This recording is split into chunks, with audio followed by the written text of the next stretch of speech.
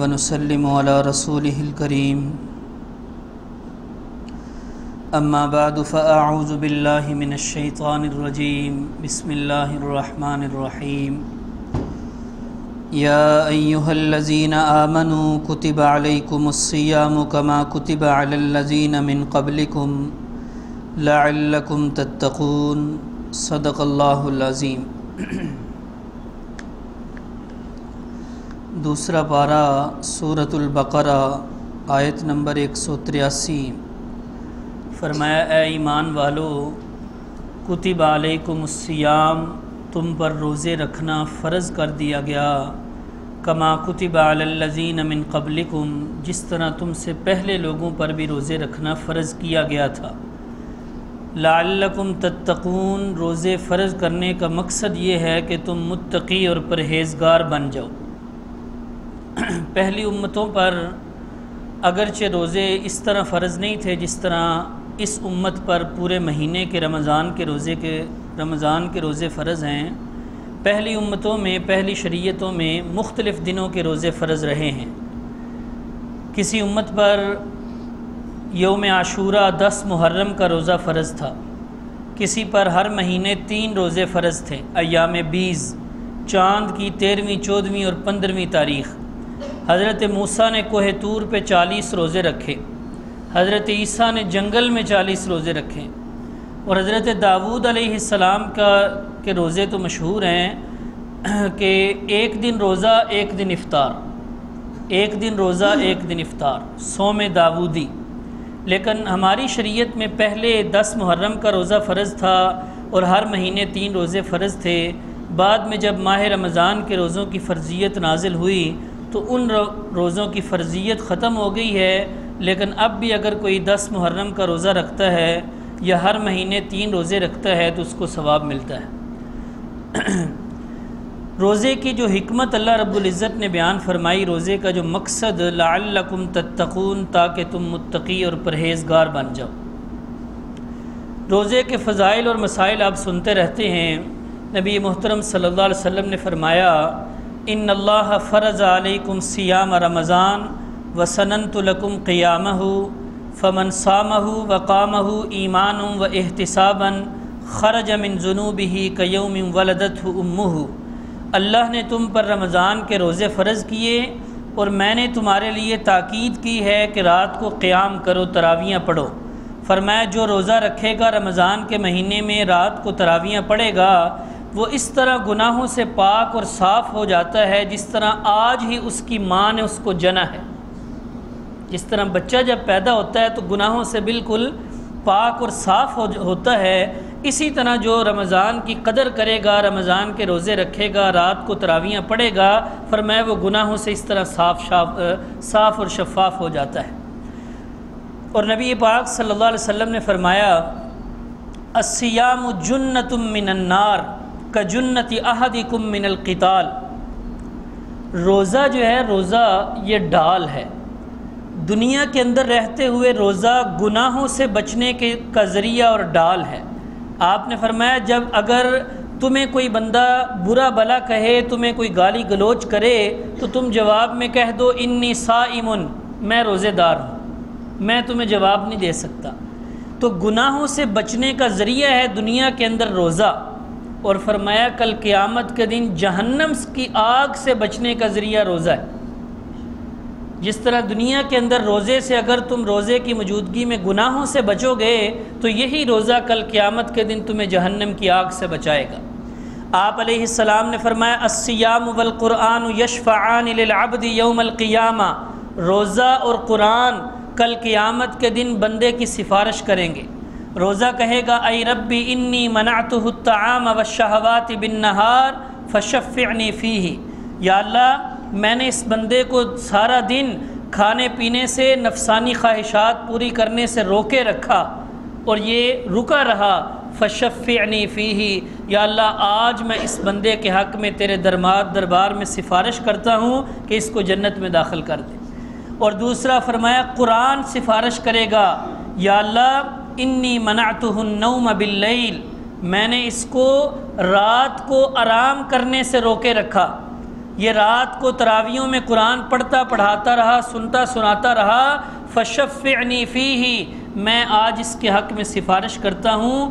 نبی پاک صلی اللہ علیہ وسلم نے فرمایا فیشفعان، روزہ اور قرآن دونوں کی سفارش قبول کر کے اس بندے کو جنت میں داخل کر دیا جائے گا۔ لعلکم تتقون، روزے فرض کرنے کا مقصد یہ ہے کہ تم متقی بن جاؤ، تم پرہیزگار بن جاؤ، تقوی اختیار کرو۔ تقوی کہتے ہیں خوف خدا، اللہ کا ڈر، کہ روزہ رکھنے سے تمہارے دلوں میں اللہ کا ڈر پیدا ہوگا۔ کیسے؟ کہ جس طرح روزے کی حالت میں جب بندہ ہوتا ہے، روزہ رکھتا ہے، تو اگر روزے کی حالت میں تنہائی کے اندر بھی ہو، الگ اکیلا کمرے کے اندر موجود ہو، کھانے پینے کی ساری چیزیں موجود ہوں، پھر بھی وہ نہیں کھاتا، کوئی دیکھنے والا نہیں، پھر بھی نہیں کھاتا۔ کیوں؟ اللہ کا ڈر ہے، اللہ کا حکم پورا کر رہا ہے، اللہ کے ڈر کی وجہ سے سارا دن وہ کھاتا پیتا نہیں۔ افطاری کے وقت ساری چیزیں سامنے موجود ہیں، بچے کھا رہے ہیں، لیکن جب تک اذان نہ ہو اس وقت تک بندہ نہیں کھاتا، اللہ کے ڈر کی وجہ سے، اللہ کے خوف کی وجہ سے۔ فرمایا یہ جو پورا مہینہ روزے کی حالت میں تم اللہ کا ڈر اپنے دل میں رکھتے ہو، اللہ کے ڈر سے کھانا پینا چھوڑ دیتے ہو، حلال چیزیں اللہ کے ڈر سے نہیں کھاتے، فرمایا یہ پریکٹس ہے ایک مہینہ، اس کے بعد پورا سال تم اللہ کا ڈر اپنے دل میں رکھو اور حرام چیزوں سے بچو، حرام کاموں سے بچو۔ جس طرح اللہ کے ڈر سے، اللہ کے حکم سے تم نے روزے کی حالت میں حلال چیزوں کو چھوڑ دیا، اس طرح پورا سال خیال رکھنا، اللہ کا ڈر اور خوف خدا اپنے دل میں رکھنا، اور سارے حرام کاموں سے، گناہوں سے، حرام چیزوں سے بچ بچ کر زندگی گزارنا، یہی اسی چیز کا نام ہے تقوی۔ اللہ رب العزت نے فرمایا وَمَن يَتَّقِ اللَّهَ يَجْعَل لَّهُ مَخْرَجًا وَيَرْزُقْهُ مِنْ حَيْثُ لَا يَحْتَسِبُ، جو اللہ سے ڈرتا ہے اللہ اس کے ہر مصیبت سے نکلنے کا راستہ مہیا کر دیتا ہے۔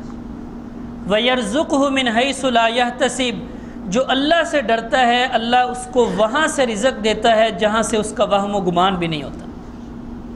وَمَن يَتَّقِ اللَّهَ يَجْعَل لَّهُ مِنْ أَمْرِهِ يُسْرًا، جو اللہ سے ڈرتا ہے، تقوی اختیار کرتا ہے، اللہ اس کے سارے معاملات کو آسان کر دیتا ہے۔ تو روزے کا مقصد اصل یہ ہے تاکہ تم اللہ سے ڈرو۔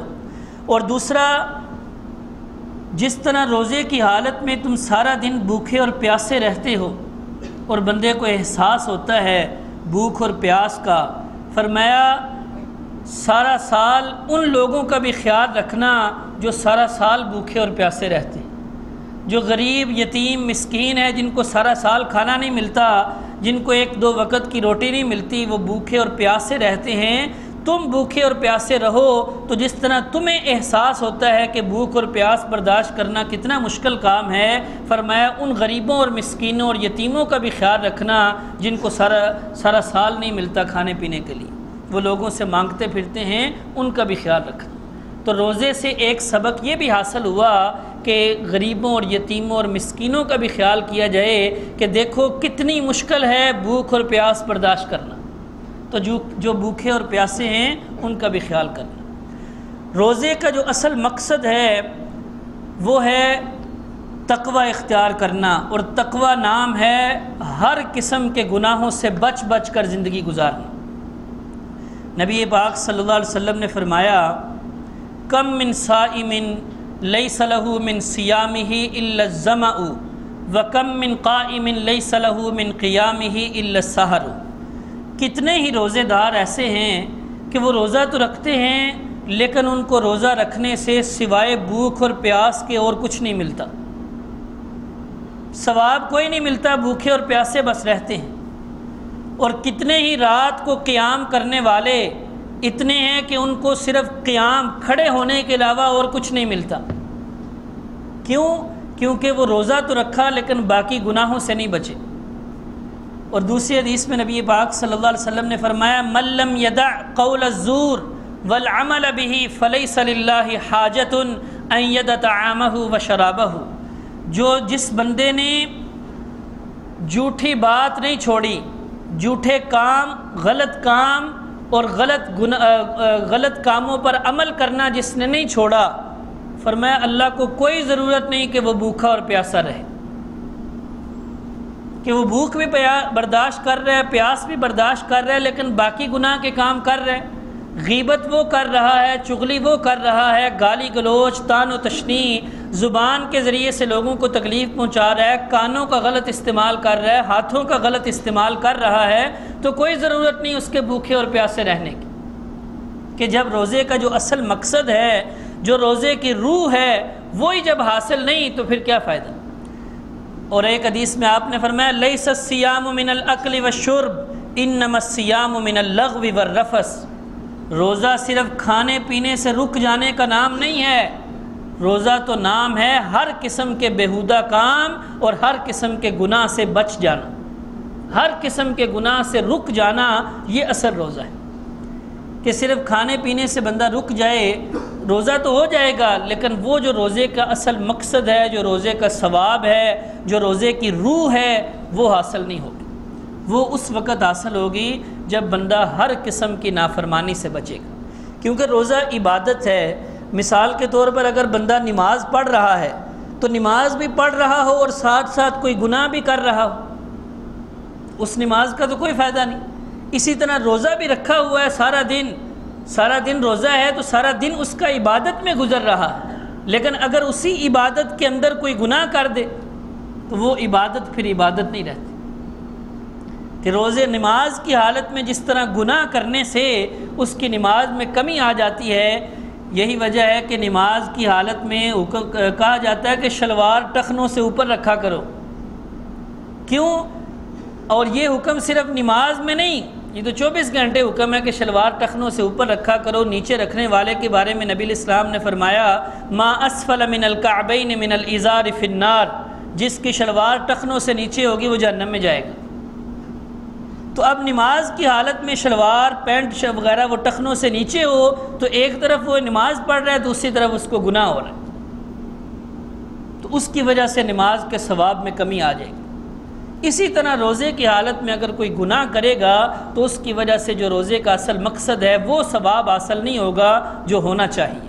اور رمضان کے روزوں کی اتنی اہمیت نبی پاک صلی اللہ علیہ وسلم نے فرمایا من افطر یوما من رمضان من غیر رخصت ولا مرض، جس بندے نے بغیر کسی مجبوری کے، بغیر کسی بیماری کے رمضان کا ایک روزہ چھوڑ دیا، اور فرمایا اس کے بعد وہ ساری زندگی بھی روزے رکھتا رہے تو اتنا ثواب نہیں مل سکتا جتنا رمضان میں اگر رکھتا تو وہ ملتا۔ اتنی روزے کی اہمیت اور فضیلت ہے۔ اور روزہ نہ رکھنے والوں کا انجام اور عذاب نبی پاک صلی اللہ علیہ وسلم نے فرمایا کہ میں سویا ہوا تھا، دو فرشتے آئے، انہوں نے مجھے اٹھایا اور لے گئے مجھے، اور ایک بڑا دشوار گزار، بڑا مشکل راستہ، پہاڑی راستہ وہاں اس طرف لے گئے، اور ایک بڑا اونچا پہاڑ اور جس پہ راستہ بھی کوئی نہیں بنا ہوا تھا، مجھے کہا اس پہاڑ پر چڑھو۔ میں نے کہا انی لا اطیقہ، میں اس پر چڑھنے کی طاقت نہیں رکھتا۔ تو انہوں نے کہا نہیں، ہم تو آپ کی مدد کریں گے، آپ چڑھو۔ میں اس پہاڑ پر چڑھا تو جب پہاڑ کے درمیان میں گیا تو مجھے کچھ لوگوں کی چیخوں کی آوازیں سنائی دی۔ میں نے پوچھا یہ کن لوگوں کی آوازیں ہیں؟ تو ان فرشتوں نے کہا یہ جہنمیوں کی آوازیں۔ اور کچھ اور آگے لے جایا گیا مجھے، تو آگے مجھے دکھایا گیا کہ کچھ لوگوں کو الٹا لٹکایا ہوا ہے، الٹا لٹکا دیا گیا ہے اور ان کے جبڑوں کو چیر دیا گیا ہے، اشداقہم دمن، اور ان سے خون بہہ رہا ہے مسلسل۔ میں نے پوچھا کہ یہ کون لوگ ہیں؟ تو فرشتوں نے عرض کیا ہؤلاء الذین یفطرون قبل تحلۃ صومہم، یہ وہ روزہ خور ہیں جو رمضان کے اندر دن کے وقت بھی کھایا پیا کرتے تھے، کہ مسلسل ان کو عذاب دیا جا رہا ہے کہ جس منہ سے وہ کھاتے تھے ان جبڑوں کو چیر دیا گیا اور ان سے مسلسل خون بہہ رہا۔ ہاں اگر کوئی مجبوری ہے، بیماری ہے، سفر ہے، وہ اللہ رب العزت نے رخصت دی ہے کہ کوئی بیمار ہے تو وہ روزہ نہ رکھے، جب بیماری ختم ہو جائے پھر رکھ لے۔ اور اگر ایسی کوئی بیماری ہے کہ مسلسل بتائی گئی ہے اس سے ٹھیک ہونے کی امید کوئی نہیں اور اس بیماری کی موجودگی میں بندہ روزہ بھی نہیں رکھ سکتا، تو پھر حکم ہے کہ وہ فدیہ ادا کر۔ فدیہ ادا کر دے، ایک روزے کا فدیہ تقریباً 100 روپیہ ہے، وہ اس حساب سے 3000 روپیہ وہ فدیہ ادا کر سکتا ہے۔ لیکن اگر کوئی مسافر ہے تو اس کے لیے حکم نہیں کہ وہ فدیہ ادا کرے، کیونکہ وہ سفر ختم ہو جائے گا، تو جب سفر ختم ہو اس کے بعد ان دنوں کی قضا کر لے۔ اور اللہ نے فرمایا یرید اللہ بکم الیسر ولا یرید بکم العسر، اللہ تم پر آسانی چاہتے ہیں، تنگی نہیں چاہتے۔ اور سفر کی حالت میں روزہ رکھ بھی سکتے ہو، نہیں بھی رکھ سکتے، دونوں اجازت ہیں۔ اگر آپ دیکھتے ہیں کہ سفر آسانی والا ہے، اپنی گاڑی ہے، تو کوئی مسئلہ نہیں رکھ سکتے۔ لیکن اگر سفر بھی مشکل ہے اور پھر بھی تم کہو نہیں میں نے رکھنا ہی رکھنا ہے، تو اس کی اجازت نہیں۔ نبی پاک صلی اللہ علیہ وسلم ایک جگہ سے گزر رہے تھے تو دیکھا ایک درخت کے نیچے چند لوگ ہیں اور ایک بندہ بے ہوش پڑا ہوا ہے اور وہ اس کے منہ پر پانی کے چھینٹے مار رہے ہیں۔ آپ نے پوچھا بھئی اس کو کیا ہوا ہے؟ انہوں نے کہا یا رسول اللہ ہم سفر میں تھے، اس نے روزہ رکھا ہوا تھا تو بھوک اور پیاس سے یہ بے ہوش ہو گیا۔ آپ نے فرمایا یہ کوئی نیکی کا کام نہیں ہے کہ تم سفر میں روزے رکھو، یعنی اگر تم برداشت نہیں کر سکتے، وہ پیدل سفر تھا، وہ سفر مشکل ہے، تم برداشت نہیں کر سکتے تو پھر سفر کی حالت میں روزہ رکھنے کی اجازت نہیں۔ فرمایا اللہ نے رخصت دی ہے تو اس رخصت کو قبول کرو، بعد میں جب سفر ختم ہو جائے تو پھر رکھ سکتے۔ روزے کی حالت میں گناہوں سے بچنا، ہر قسم کے گناہوں سے بچنا، یہ روزے کا اصل مقصد ہے۔ خاص طور پر غیبت کے متعلق ہماری کوئی مجلس غیبت سے خالی نہیں ہے۔ نبی پاک صلی اللہ علیہ وسلم سے پوچھا گیا مل غیبت، یا رسول اللہ غیبت کیا ہے؟ آپ نے فرمایا ذکرک اخاک بما یکرہ، کوئی بندہ دوسرے بندے کا ایسا تذکرہ کرے کہ اگر وہ اس کے سامنے کیا جائے تو اس کو برا لگے، کوئی اس کا عیب، کوئی بات ایسی کہ اگر وہ بات اس کے سامنے کی جائے تو اس کو بری لگے، اس کی پیٹھ پیچھے کسی اور کے سامنے کرنا، اس کو کہا جاتا ہے غیبت۔ صحابہ اکرام نے پوچھا یا رسول اللہ ارأیت ان کان فیہ ما اقول، اگر میں کسی کی برائی بیان کروں کسی اور بندے کے سامنے اور وہ برائی بھی ایسی ہو جو واقعی اس کے اندر موجود ہے، کوئی ایسا عیب بیان کروں واقعی اس بندے کے اندر موجود ہے، اگر وہ میں عیب بیان کروں تو پھر آپ نے فرمایا ان کان فیہ ما تقول فقد اغتبتہ، بھئی اگر وہ عیب اس کے اندر موجود ہوگا اور تم کسی اور کے سامنے وہ عیب بیان کرو گے تو اسی کا نام تو غیبت ہے۔ اگر وہ عیب اس کے اندر موجود نہیں اور پھر بھی آپ کسی دوسرے کے سامنے اس کی عیب کشی کر رہے ہو اور اس کی عیب جوئی کر رہے ہو تو یہ غیبت نہیں، یہ تو بہتان ہے، یہ تو بہتان ہو جائے گا جو اس سے بھی بڑا گناہ ہے۔ مثال کے طور پر ایک بندہ دھوکے باز ہے، آپ سے اس نے کوئی 2-4 مرتبہ معاملہ کیا، وعدہ خلافی کی، دھوکہ کیا، آپ کو دھوکہ دیا، تو آپ اپنے کسی اور یار دوست کو اس کے بارے میں بتاتے ہیں کہ یار وہ دھوکے باز ہے۔ اب واقعی وہ دھوکے باز ہے اور آپ بتا رہے ہیں تو یہی غیبت ہے، اور اگر اس نے دھوکہ نہیں دیا اور پھر بھی آپ کہہ رہے ہیں کہ وہ دھوکے باز ہے تو یہ غیبت نہیں، یہ تو بہتان ہے۔ اور ہم اکثر اس طرح کرتے ہیں، اگر کوئی کسی کی غیبت کرے اور پھر اگلا بندہ اگر اس کو منع کرے کہ یار غیبت ہے نہ کر، وہ کہتے ہیں کیڑی گل ہے، سچی گل ہے، میں وہ سامنے بھی کراں، میں کوئی ڈرنا، میں وہ منہ تے بھی آکھاں گا کہ یہ عیب دے اندر ہے۔ بھئی اسی کا نام تو غیبت ہے کہ جو واقعی سچی بات کرنا کسی اور کے سامنے، یہی غیبت ہے۔ جھوٹی بات اگر کسی کے بارے میں بتاؤ گے تو یہ غیبت نہیں، یہ بہتان ہے۔ اور نبی پاک صلی اللہ علیہ وسلم نے فرمایا لما عرج بی مررت بقوم لهم اظفار من نحاس یخمشون وجوہہم وصدورہم، کہ جب مجھے معراج کروایا گیا وہاں جہنمیوں کے کچھ عذابات مجھے دکھائی دیے گئے کہ میری امت کے کن کن لوگوں کو کیسے کیسے عذاب دیے جائیں گے۔ مثال کے طور پر وہاں اللہ نے عذاب دکھائی دیے، فرمایا میں ایک ایسی قوم سے میرا گزر ہوا لہم اظفار من نحاس، ان کے ناخن ہیں تانبے کے، بڑے بڑے تانبے کے ناخن ہیں، یخمشون وجوہہم وصدورہم، اپنے چہروں کو اور اپنے سینوں کو ان ناخنوں سے وہ نوچ رہے، مسلسل وہ یہ نوچ رہے ہیں۔ میں نے پوچھا جبریل یہ کون لوگ ہیں؟ تو جبریل علیہ السلام نے فرمایا ہؤلاء الذین یأکلون لحوم الناس، یہ وہ لوگ ہیں جو لوگوں کا دنیا میں لوگوں کا گوشت کھایا کرتے تھے، وَيَقَعُونَ فِي أَعْرَاضِهِمْ، اور ان کی آبرو ریزی کیا کرتے تھے، گوشت کھانے سے مراد غیبت کیا کرتے تھے۔ اللہ رب العزت نے بھی غیبت کو ایک مثال دے کر سمجھایا، فرمایا وَلَا يَغْتَبْ بَعْضُكُمْ بَعْضًا أَيُحِبُّ أَحَدُكُمْ أَنْ يَأْكُلَ لَحْمَ أَخِيهِ مَيْتًا فَكَرِهْتُمُوهُ، کوئی کسی دوسرے بندے کی غیبت نہ کرے۔ فرمایا کیا تم میں سے کوئی بندہ یہ پسند کرتا ہے کہ وہ اپنا مردہ بھائی کا گوشت کھائے؟ مرے ہوئے بھائی کا کوئی بندہ گوشت کھانا پسند کرتا ہے؟ اللہ نے فرمایا فَكَرِهْتُمُوهُ، تم واقعی اس کو ناپسند سمجھتے ہو، تو کسی کی غیبت کرنا ایسے ہی ہے جیسے کوئی بندہ اپنے مردہ بھائی کا گوشت کھاتا ہے۔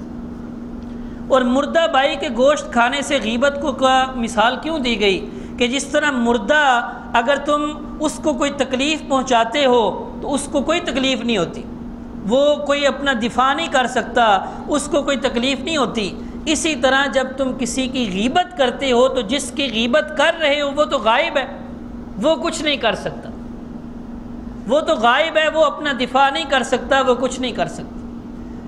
اور ایک حدیث میں نبی پاک صلی اللہ علیہ وسلم نے فرمایا الغیبت اشد من الزنا، لوگوں غیبت زنا سے بھی زیادہ بڑا گناہ ہے۔ صحابہ کرام نے عرض کیا کیف یا رسول اللہ، غیبت زنا سے بڑا گناہ کیسے ہے؟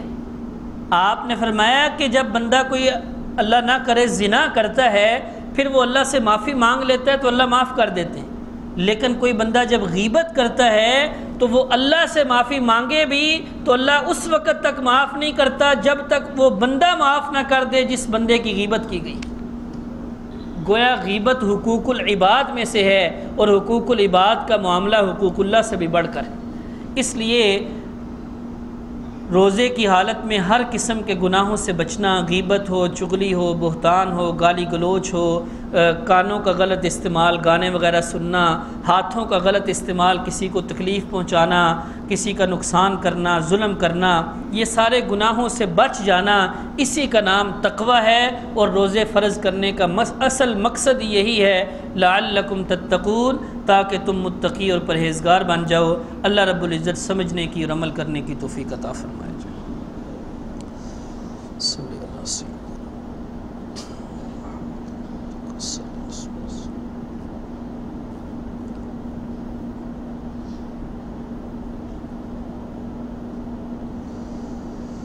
اللهم اجرنا من النار، اللهم حاسبنا حسابا يسيرا،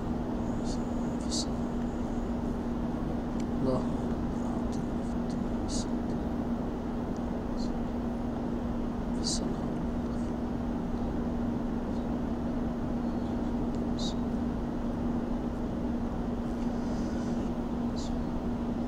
صلی اللہ تعالی علی خیر خلق محمد۔